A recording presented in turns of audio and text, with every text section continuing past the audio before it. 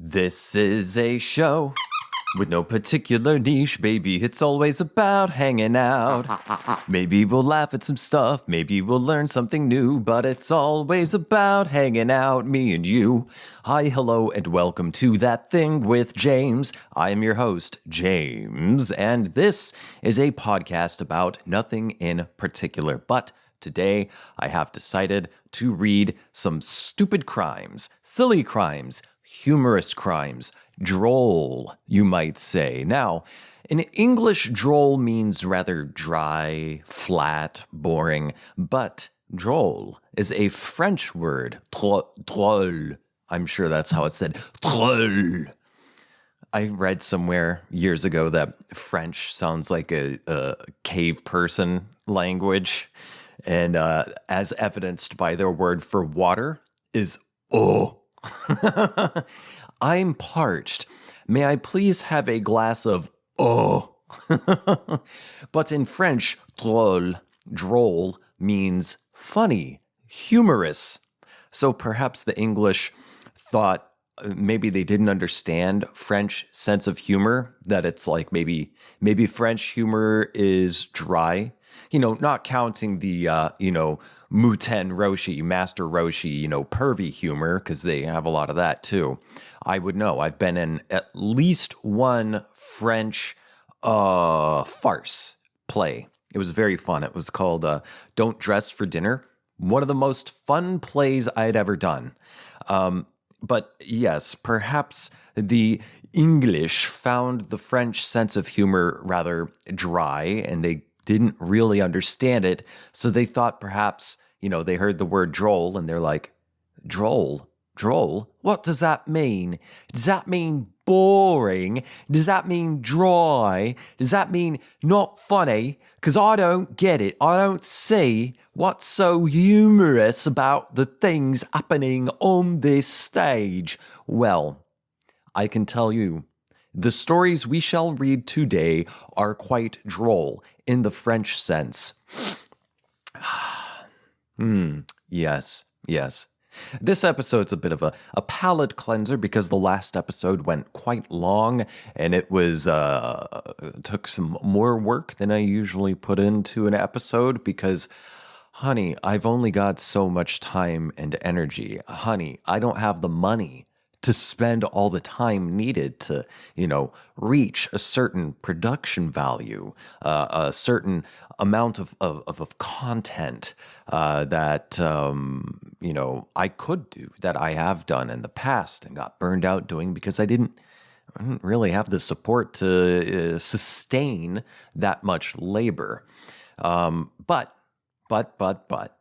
I do have a little bit of support from my patrons at patreon.com/thatthingwithjames. You lot rock.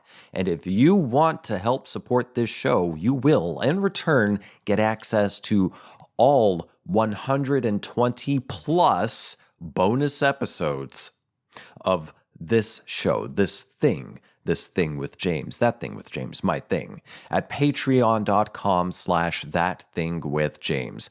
Become a patron, get the peace of mind that comes with helping to support an independent creator, a hardworking artiste who hasn't gotten a break in over a decade.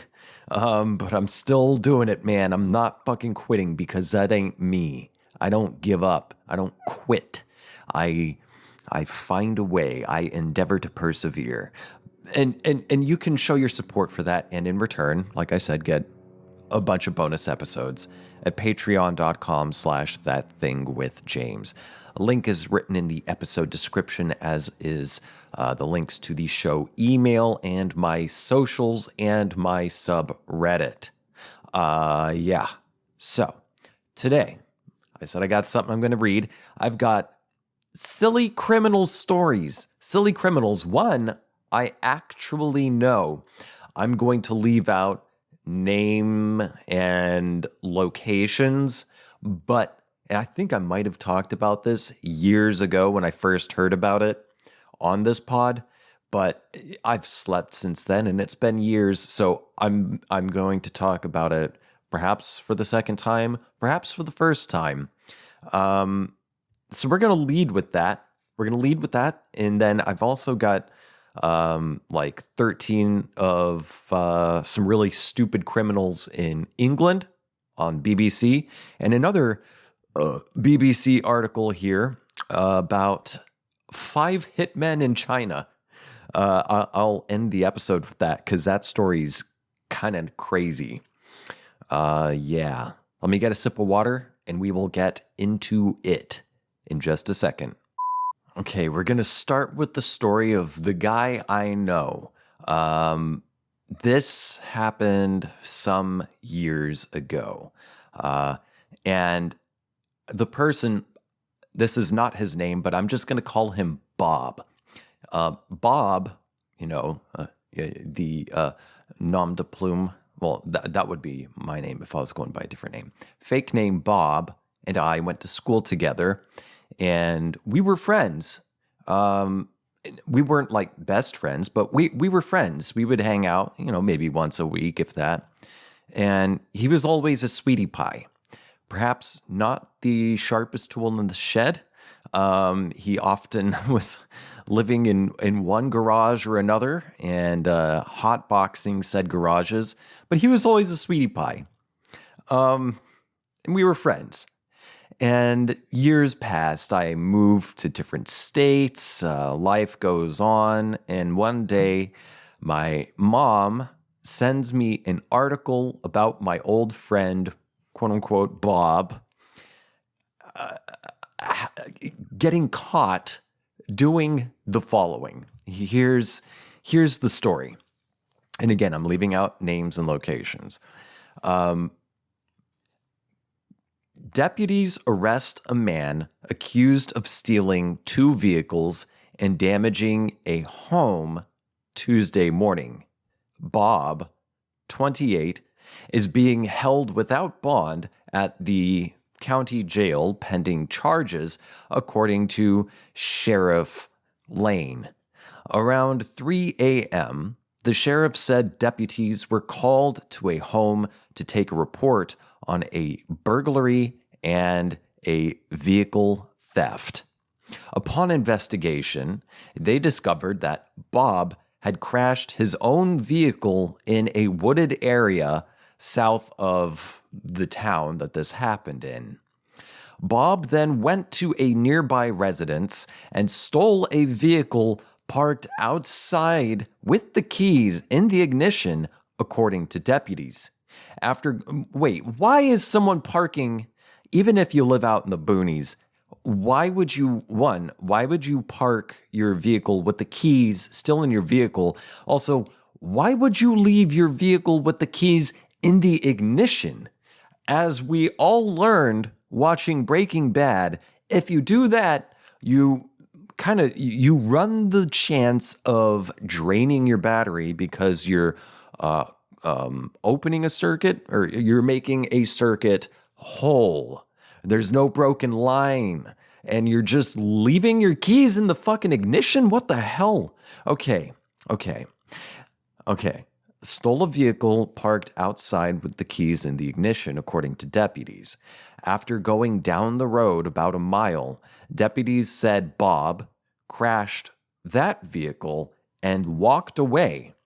That is when Bob broke into another home and started stealing several items: a firearm, cash, and a laptop.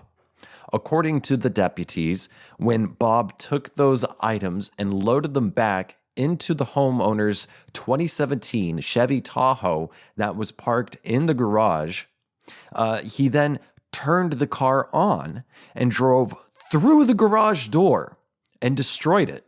He didn't even open the garage. He drove through the garage door and destroyed it.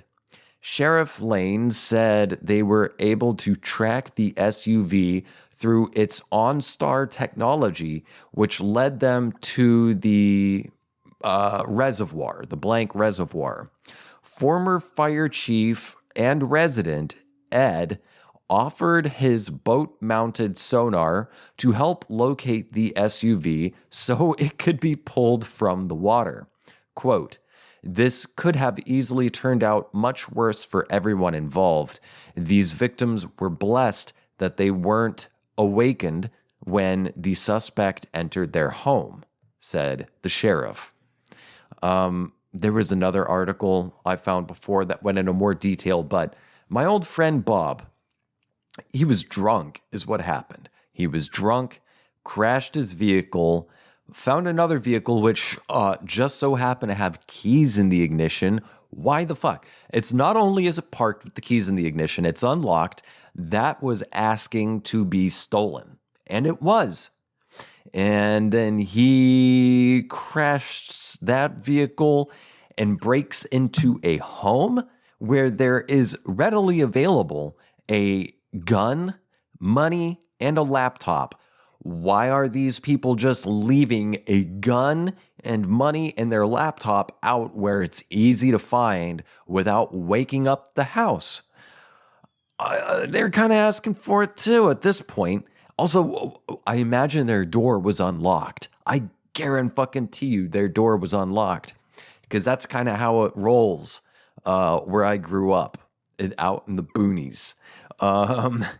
So he gets keys to their Tahoe in their garage and drives through the fucking garage door and drives off into the fucking lake and then gets out and tries to run.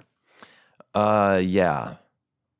Bob, I looked him up just before this episode. He seems to have cleaned up his act and he seems to be doing well. Much better now than maybe these 13 of the world's most stupid criminals that I found on the BBC, published in 2016.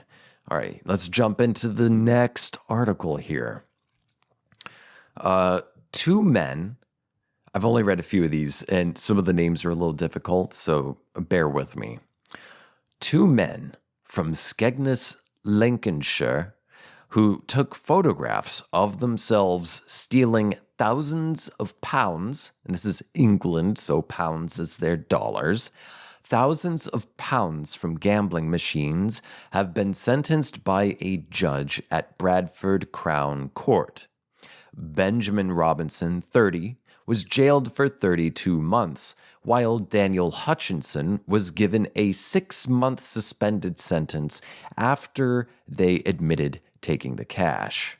But they were not the first criminals to be hoisted by their own petard, as the following cases illustrate.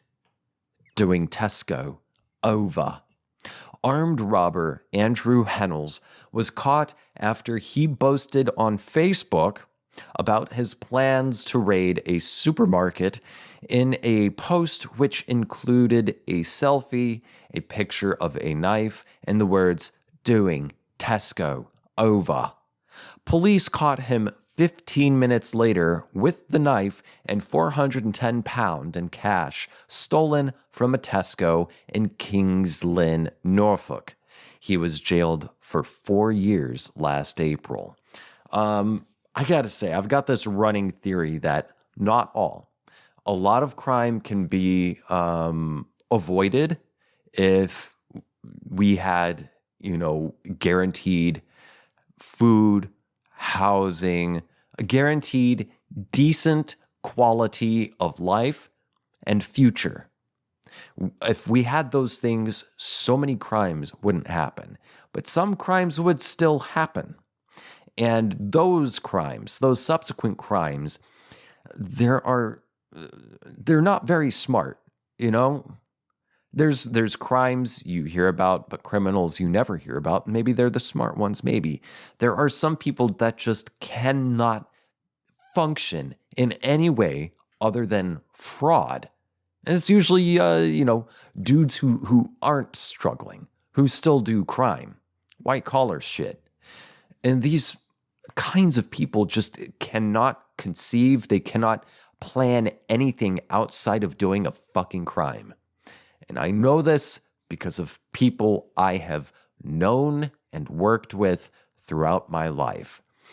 Just a pattern I notice again and again when it comes to people who aren't really hard off. They end up doing white collar shit. They just cannot think of anything, any plan, any option other than fucking other people over. And those people need to be kept on a very fucking short leash because they're ruining life for the rest of us. Yeah, I'm looking at every fucking capitalist. Onward. Goldilocks burglar caught napping. A retired couple from Lancashire, now it's spelled Lancashire, but I know how they pronounce things. They truncate their pronunciations in jolly old England. So I know Lancashire, it's pronounced Lancashire. I'm pretty sure. Correct me if I'm wrong. A retired couple from Lancashire returned home. I'm going to read this in English. Returned home from a holiday in 2014 to discover a burglar fast asleep in their bed. Martin Holtby and Pat Dyson were amazed to find the intruder, Lucas Chonowski, had done their dishes, washed his underwear, and even bought some groceries. Ms. Dyson said their house, quote, wasn't too tidy, unquote, when they went away, but Chonowski, who is originally from Poland but moved to Leeds, had kindly tidied up. Quote, he did burn an old saucepan, but that happens, she added. Chonowski, 28, admitted burglary and was given a 2-year conditional discharge and ordered to pay £200 in costs. Now, I read this story. This is where I left off when I was pre-reading for this episode, this thing. That story, and I can say this because I am a quarter, that story right there really isn't helping the case with, the stereotype of Polish people being not smart. That's not helping. But I'm smart, and I'm a quarter Polish. So, onward. Bird-brained prank. 2 Welsh tourists landed themselves in court in 2012 after they got drunk and stole a penguin called Dirk. Oh my God, they stole a penguin from SeaWorld in Australia. Oh my God. Rhys Owens-Jones, 21, and Kerry Mules, 20, from South Wales broke into the park in Queensland's Gold Coast, swam with the dolphins, and let off a fire extinguisher in the shark enclosure before making off with poor Dirk. Why did they name the penguin Dirk? Dirk. I know it's a type of blade, but still. When they woke up, hungover and with the flightless bird in their apartment, they tried, quote, their incompetent best, unquote, to care for him by feeding him and putting him in the shower, the court heard. They later released Dirk into a canal, but were spotted by 2 locals who called the police. A magistrate fined them £1,000 Australian dollars, equivalent to £637 at the time, each, and told them to drink, quote, a little less vodka, unquote. Dirk was rescued and returned to SeaWorld unharmed. Next one. A lookalike James Brown on the run. Here is a better one. Here's a better photo. That one is terrible. Okay, so this is a screenshot of a picture of a man who's obviously taking a selfie with the aforementioned. Here's a better photo. Let's read this. A man suspected of arson and vandalism sent... Oh my God. Oh my God. Now, this is in Ohio, but I'm still reading it in an English accent because this is the BBC. A man suspected of arson and vandalism sent a selfie to police in Ohio in the U.S. because he found the photo on his arrest warrant to be unflattering. Oh my God, that is unflattering. The one he sent is a better picture. Okay. Donald Chip Pugh texted police a photo of himself and wrote, "Here's a better photo. That one is terrible." Oh my God. He told a local radio station, quote, "Man, they just did me wrong. They put a picture out that made me look like I was a Thundercat or James Brown on the run. I can't do that." Unquote. Lima, Ohio, Police Department responded by saying, quote, "We thank him for being helpful, but now we would appreciate if he would come speak to us," unquote. He was later arrested in Florida. Next, the terrorist who claimed his own reward. Officials were left baffled by an... Okay. Now, I get a little, what's the truth here when it comes to, Muslims being portrayed as terrorists? Because as we know, or if you don't, as you should know, a lot of the terrorists caught, in the Patriot Act were not terrorists. They were often people with like a learning disability or something here in the U.S. that were caught in a honeypot set up by FBI and other Fed agencies in the U.S., manipulated.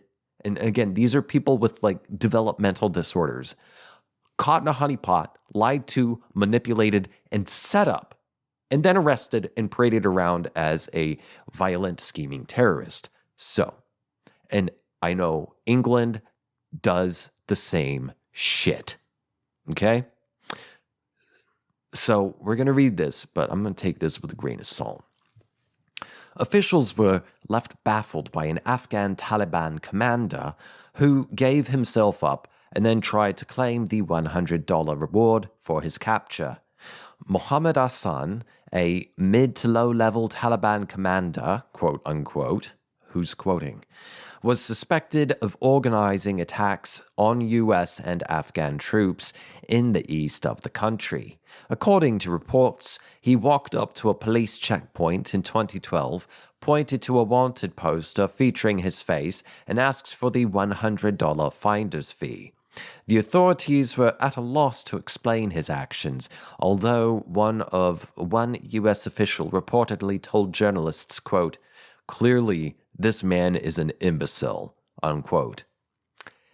I think perhaps this is another case of that was a person with perhaps a developmental disorder that had been caught up in some honeypot scheme set up by the FBI.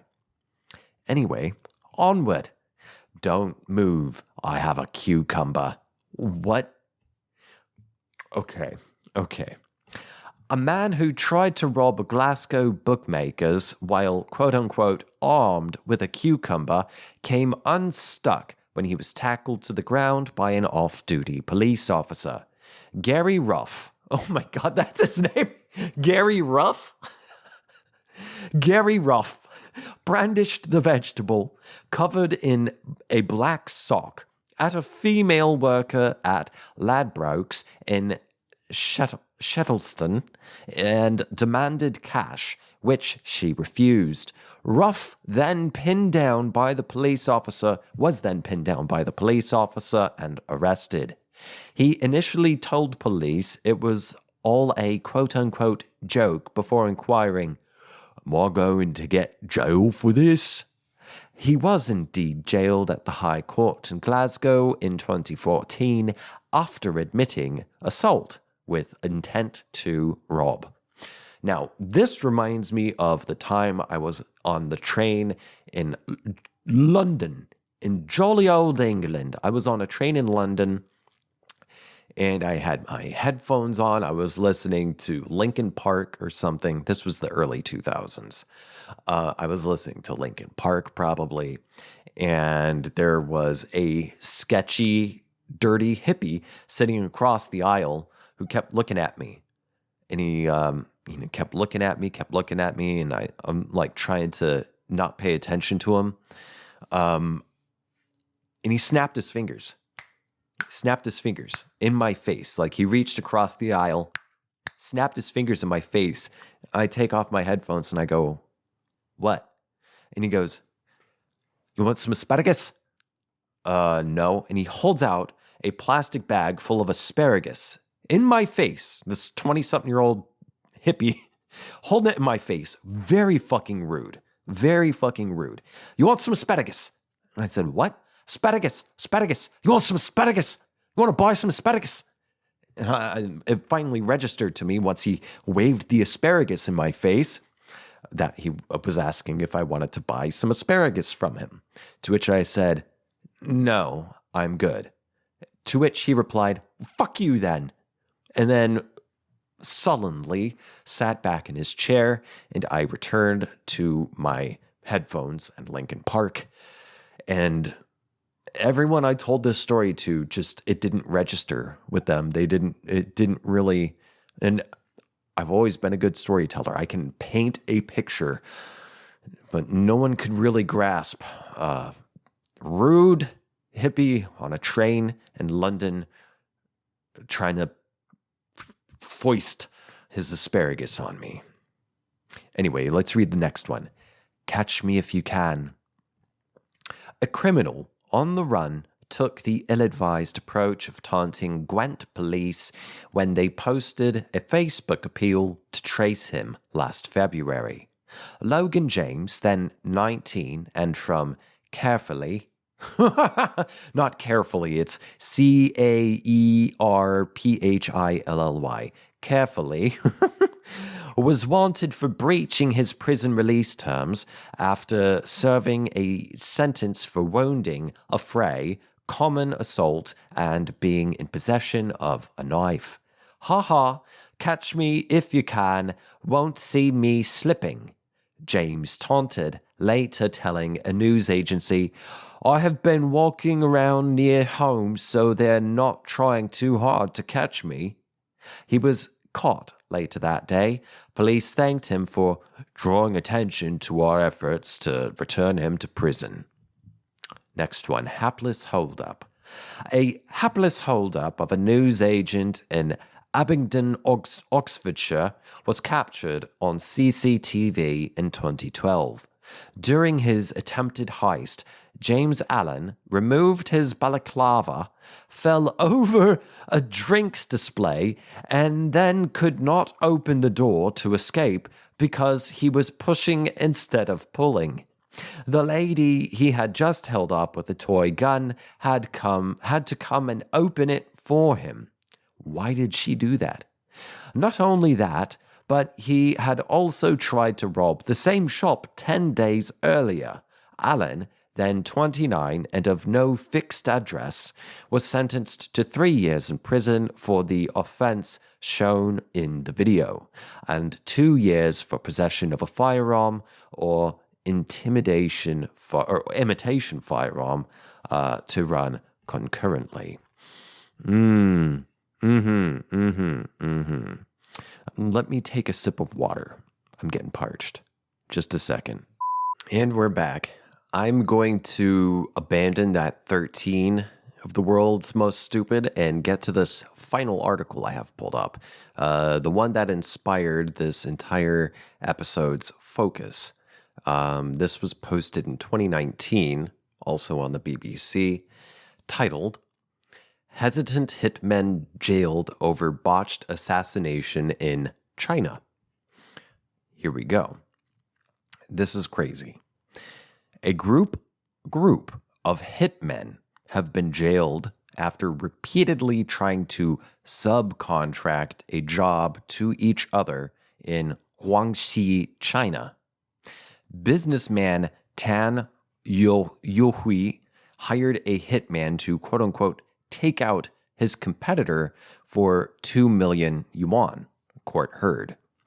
But that first hitman hired a second hitman to do the job, offering him 100, they fuck it up. So 2 million yuan at the time came out to $282,000 US. So the article kind of flip-flops, so bear with me.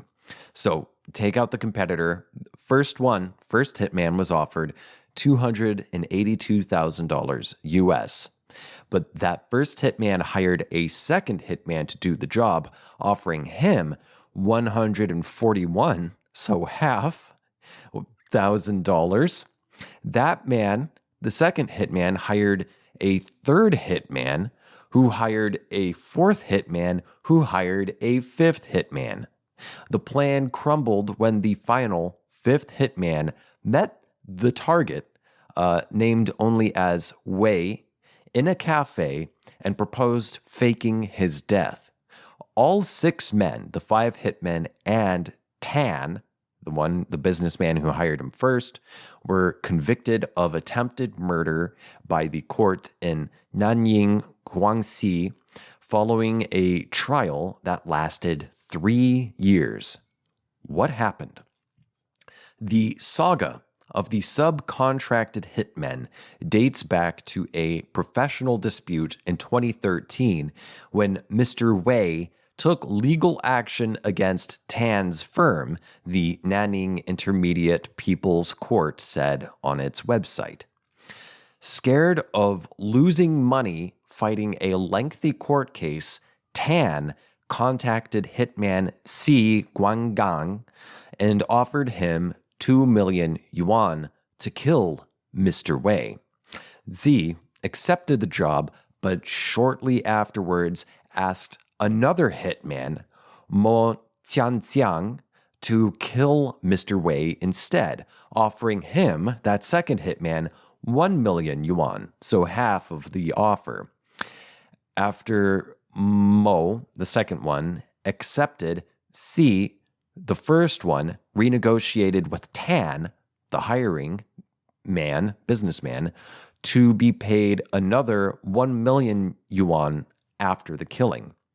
But Mo, number 2, in turn contracted another man, third hitman, Yang Gangsheng, who agreed to carry out the killing for an upfront fee of 270,000 yuan, with another 500,000 to be paid afterwards. Yang Kangshen then hired another hitman, Yang Guangshen, for 200,000 to assassinate Mr. Wei, also with a bonus of 500,000 yuan after completion.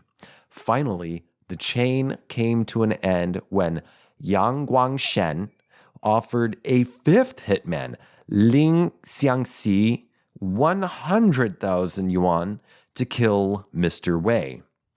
Instead of carrying out the murder, Ling met up with Mr. Wei in a cafe, told him there was a hit on him, and proposed a plan that the two of them fake the murder. Mr. Wei agreed to pose, gagged and bound, for a photo that Ling would take back to Yang Guangshen before later reporting the case to the police. So they worked together. He was like, bro, there's a hit out on you. I've been hired to kill you. Here's what's going to happen, because I've got money coming in on the back end. Let's stage it so it looks like the job is done. We get the money, and then we turn in that hitman.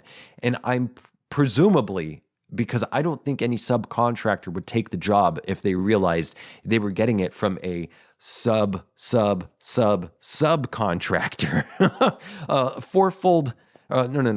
Three to fourfold subcontract. I don't think any of them told the next one that they were subcontracting. Anyway, the case initially went to trial in 2016, but the 6 defendants were acquitted due to a lack of evidence. Prosecutors, though, appealed against the decision, and the second trial lasted 3 years. Tan, who who hired the original hitman, was sentenced to 5 years in prison, while C, the first hitman, was sentenced to 3 years and 6 months. Yang Gangshen and Yang Guangshen were sentenced to 3 years and 3 months, and finally, Mo, the fifth hitman, was sentenced to 3 years. No. That was 1, 2, 3. Fourth was sentenced to 3 years, and then the fifth hitman, Ling, was sentenced to 2 years and 7 months. Wow. Hitman, businessman is being taken to court by a rival businessman. So the defendant businessman hires a hitman, who hires a hitman, who hires a hitman, who hires a hitman, who hires a hitman, who flips, and they all get arrested. Except Mr. Wei didn't get arrested. So maybe he agreed with the first hitman just to make him think, yeah, I'm going to go along with it, and then went to the police. Yeah, that seems more likely, because if he too got the bag, the game of telephone bag, then I think maybe he would have been liable to some jail time or at least fines and community service. Yeah, 5 hitmen, 1 crazy story, 1 awesome episode of That Thing with James. That's it for today. Thank you for tuning in, and consider becoming a patron at patreon.com/thatthingwithjames. I hope to catch you next time. Bye.